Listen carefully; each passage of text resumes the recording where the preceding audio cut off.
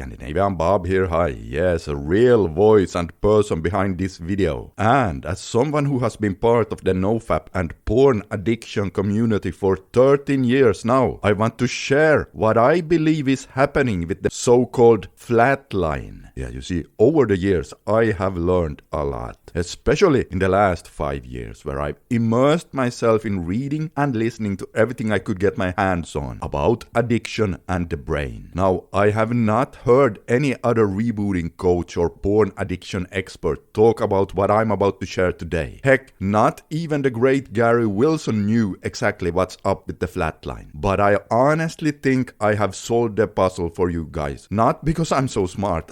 I'm not saying that, but because after consuming so much content on this, I'd pretty much have to be an idiot by now to not see how the pieces fit together. So please stay with me here, because I seriously believe that what you are about to discover today will absolutely blow your mind. And if you're someone who belongs to the unlucky group of people who seem to fall back into a flatline for time to time, even after you've rebooted and gotten your libido back, then this is a must watch for you, because I think I have solved why that is happening as well. And I'm going to show you exactly in just a second. But before I do, let's just quickly explain what the flatline is for those who are unsure. Yeah, so the flatline is simply a period of time that often starts a few days after guys quit using porn, where their libido completely drops and seems to vanish. In fact, not only does it feel like they lose all libido, it can even feel like they go into the negative side, on the minus side, way below their libido baseline. And that can even, for some guys, make it so that their penis might shrivel up a bit and appear smaller, making it feel cold and lifeless. Kind of like,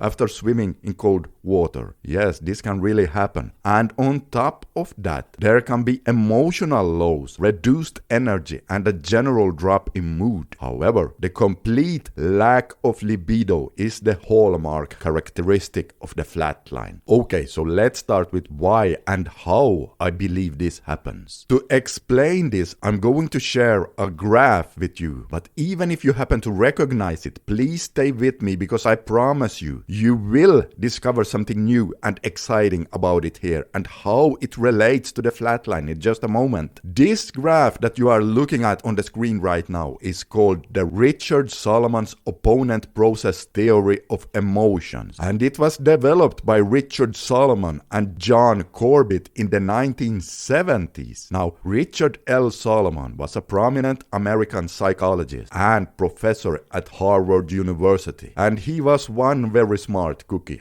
Let me tell you. He studied various phenomena such as avoidance learning, fear conditioning, and emotional regulation, often using animal models. And his research aimed to understand how emotions are dynamically regulated and how repeated exposure to stimuli changes emotional responses over time. Speaking of stimuli, as you can see, we have two processes showing in this graph. An A process to the left and a B process to the right. Now, Richard figured out that whenever we present the body with an input of some kind, the A process, that instantly changes our emotional state. After that activity is done, the body kicks in a counter mechanism, that's the B process, that will make you feel the exact opposite of what you felt during the A process. And it does this because it seems to be Mother Nature's way of desperately trying to maintain emotional homeostasis in the body. For example, Richard Solomon started thinking about this when he first studied skydivers who were afraid of heights. These people felt intense fear and emotional pain during the jump.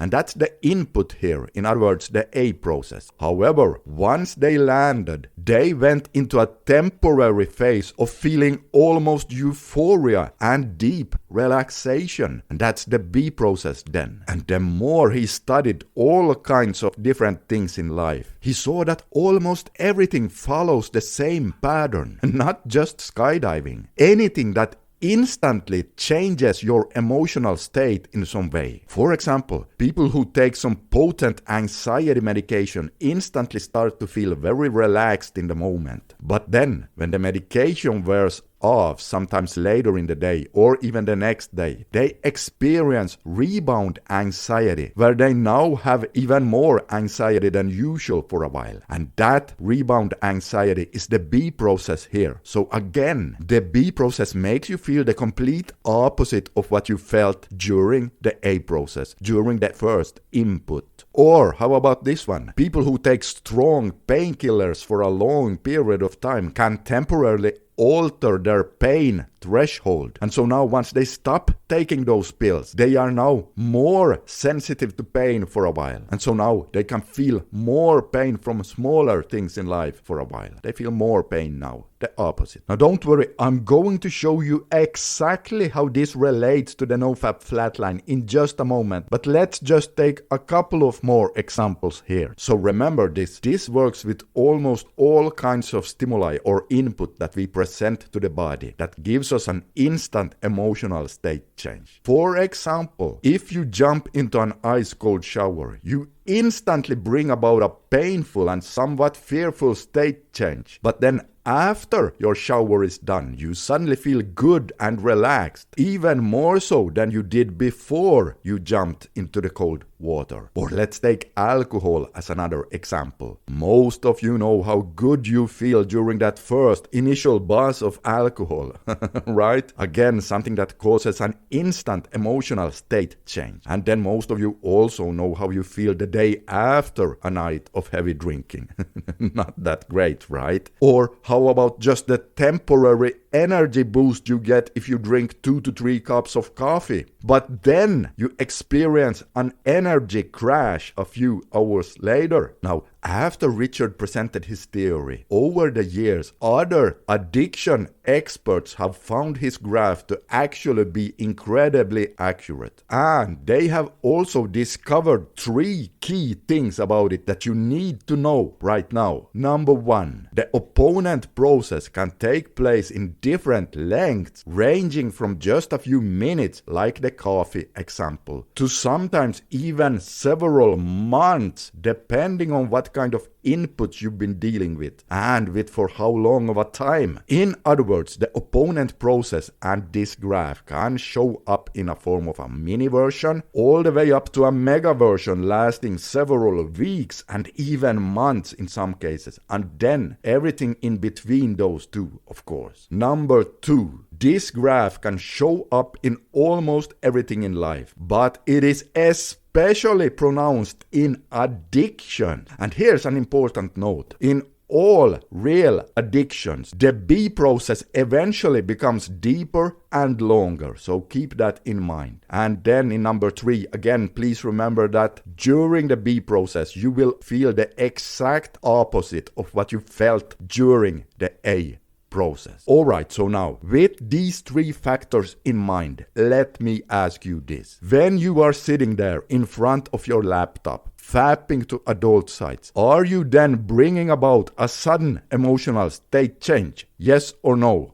Well, obviously, yes. You're bringing about instant sexual arousal. That's a powerful emotional state. Alright, and since it's an instant state change, it fits very well into the A process of Richard Solomon's opponent process theory. Okay, so now let me ask you, if we could come up with a state that was the complete opposite of sexual arousal, one that even goes on the negative side of baseline, what would that state feel like?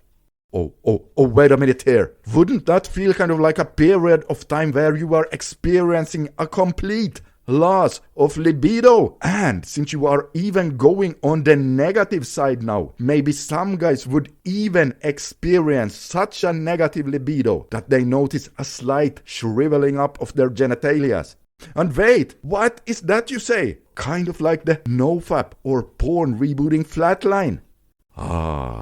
There you have it. I believe that this is exactly what we have here. Because remember now, in real addictions, the B process always becomes longer and more pronounced, sometimes lasting several weeks. And that's exactly what happens to so many porn addicts just a few days after they stop using porn. In other words, when they stop the A process and the super stimulating arousal input. And did you know, before the internet, men around the world did not experience a several week-long flatline when they took a break from all sexual arousing things in life? No, they didn't. The only thing that resembled this dip back in the days was a temporary refractory period that happened immediately after sex, which lasted just a few hours, up to a day or two at most. So the several week-long flatline is a new phenomenon that started showing itself after people had developed a real addiction to online porn. And the great Gary Wilson also agreed that the flatline seems to be unique to people who have developed real addiction-related brain changes due to porn. Now, he could not understand why this was happening. But if I now look at what other brain experts have found with other kinds of addictions, and we hear that the B process can indeed become a several week-long process, well, then we also understand that this fits even better with the idea of a real addiction to online porn. This, ladies and gentlemen, is what I personally believe that we have here. The mysterious flatline is nothing but an extended version of the B process in Richard Solomon's opponent process theory of emotions. But it doesn't end here, because now it gets even more interesting. There has been this mysterious phenomenon going on for some long-term rebooters where they seem to fall back into the flatline even after having come out of it. For example, just after doing some natural and non-destructive activities like being intimate with their girlfriend, they can sometimes fall back into the flatline. So why does this happen?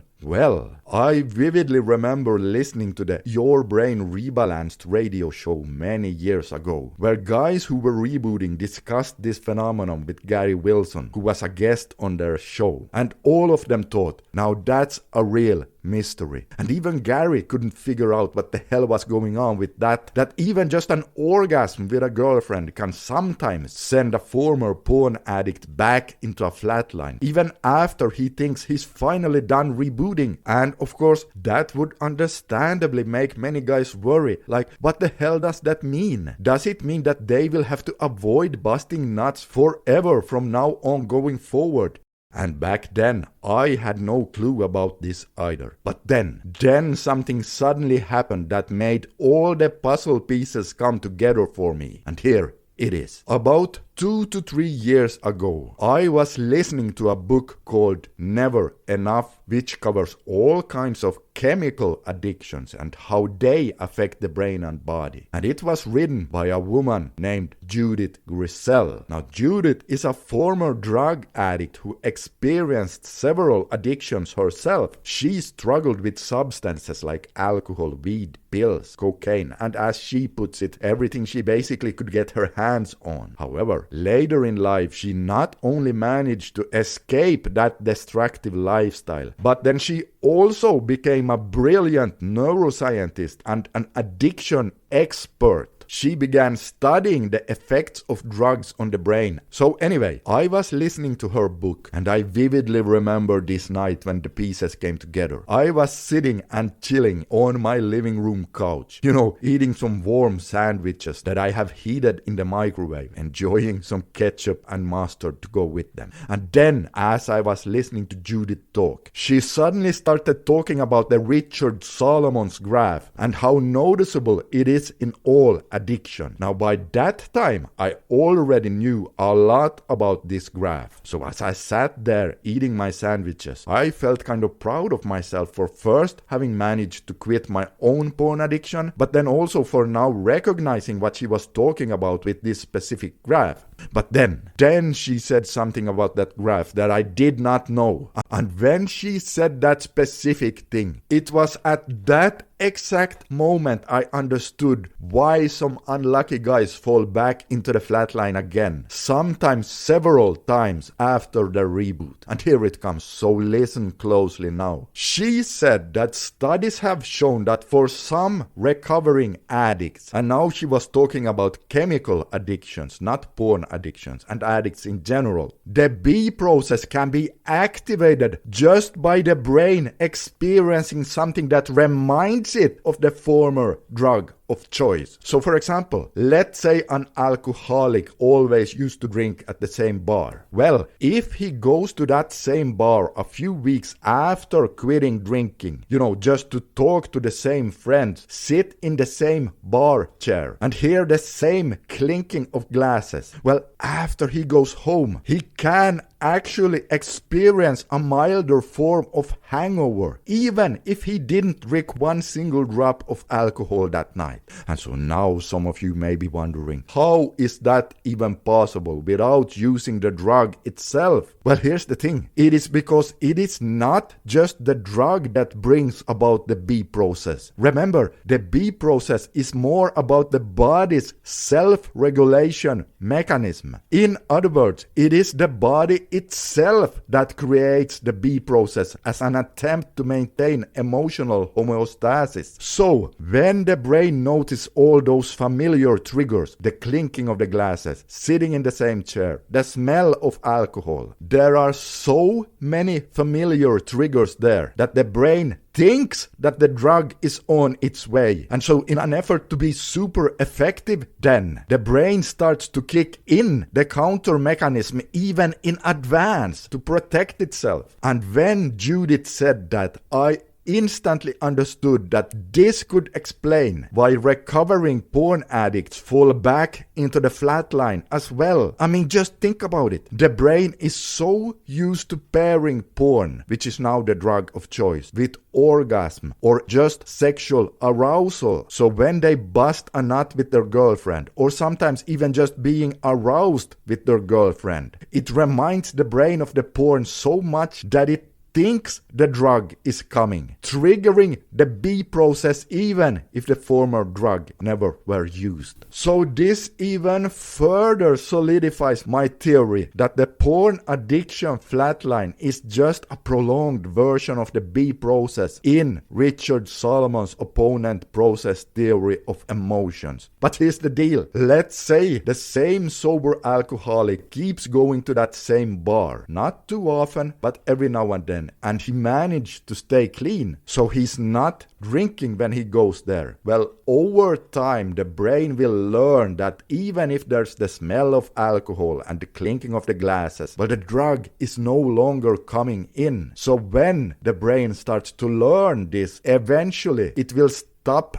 activating the B process when it notices those same familiar associations. And this is exactly what happens with former porn addicts as well. As long as they stay away from the porn for long enough, and over time the brain will stop triggering the B process, in other words the flatline, whenever something reminds it of the porn, like arousal itself with the girlfriend. And here's the final kicker. To help your brain stop activating the B process further down in the recovery after you have been intimate with your girlfriend, you can help the brain to forget the old porn associations by doing plenty of kissing and hugging both before and then after your lovemaking session. You kiss and fool around and hug maybe for 20, 30 and even 40 minutes after your lovemaking session. That way you are really helping your brain to create new associations to the arousal, teaching the brain that it's now coming from a normal, healthy source that isn't as stimulating as the old drug, so it no longer needs to activate that same old B process, in other words the flatline. And once I figured this one out, I have been recommending that exact thing to my clients who have been struggling with falling back into the same old flatline. I have been telling them to do plenty of kissing and hugging both before and after the love-making session. And guess what? It has been working working very well for them. But I want to remind everyone one more time that just staying away from the porn will solve the flatline problem with time, as eventually your brain will learn that the former drug is no longer coming in. So don't worry so much about it, alright? It will take care of itself just as long as you keep staying away from the porn, alright? I've put so much work into this because I feel my mission is to help as many of you guys as possible. So I really hope you can appreciate the work I'm putting in. And if you feel like you want to support me and my work and you want to help this channel, you can press the like button and or comment something below, as all of those helps with the algorithm. And also, by all means, share this video somewhere on a forum or something if you're part of something like that. And speaking of helping, if you want my personal help with anything related to your reboot, you can always find ways to work with me by looking in the description box under the videos. And also, if you want to learn more about the specific addiction related brain changes that take place inside your brain if you watch too much porn, click on this video you see on the screen right here, because over there you will discover something that will absolutely blow your mind. Just click on that right now and you'll see exactly what I mean.